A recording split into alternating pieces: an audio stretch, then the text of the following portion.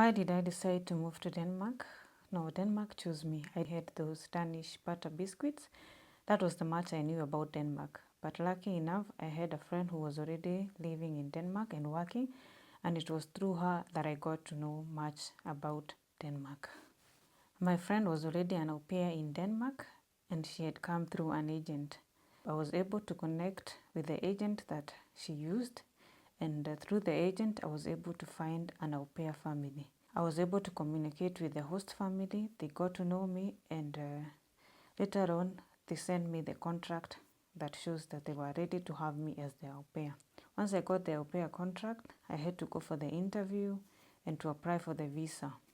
And for you to apply for the work visa, they also have to pay for it. That's an extra expense that you have to be prepared. I applied for my au pair visa, I went for the interview, and then I had to wait for 3 months. Those 3 months, you don't know what the outcome will be. They can either approve your visa or they can reject your visa. So that's also a waiting process, and it was hard for me because I was working and I also had to wait for the approval or disapproval of my work visa. After the 3 months, my visa was approved and was able to move to Denmark. I remember moving in February of 2015, and it was winter and there was so much snow. Back then there was so much snow. For me it was a good experience. I've witnessed snow. I have lived in Lebanon and there was snow, but in Denmark there was much more snow.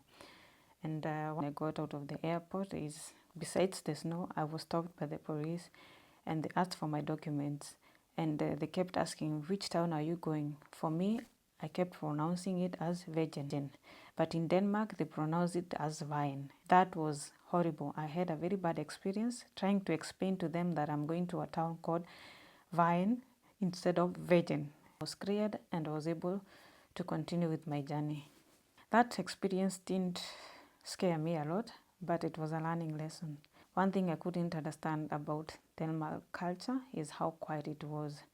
I remember my host family picking me up at the train station and everything was so quiet, everything was so neat and everything was so quiet. Then when I got to my host family, the street was empty. There was no one in the streets. Everything was quiet. I felt excited but overwhelmed. This was something new for me, a new culture, a new language, a new environment, a new community. But later on I was able to settle down. Family, we had our ups and downs, but through them I was able to come to Denmark. Denmark is expensive. Then we used to get 3,250 krona for pocket money, and considering how Denmark is expensive, I had to learn how to budget my money. And I also had to know that how much am I going to save and how much am I going to spend. Luckily, I faced some challenges, feeling alone, missing home, and trying to figure out a new culture. What have I gained after moving to Denmark? Denmark gave me an opportunity to go back to school and get my own family. That's why I'm still living in Denmark. I'm so grateful to be in Denmark, and that's why I always tell someone, if you're lucky enough to move to Denmark, then that's good for you. One thing I would say, anyone trying to move to Denmark, be mentally prepared. Denmark has a different culture. If you come from an open culture and then you come to a closed culture, those are some of the things you need to adjust. And before moving to a new country, for example Denmark, try and learn the basic language of Denmark. Try and get to know much more about Denmark people. So far, Denmark has been good to me, and that's it for this video. That was how I was able to move to Denmark. Bye bye.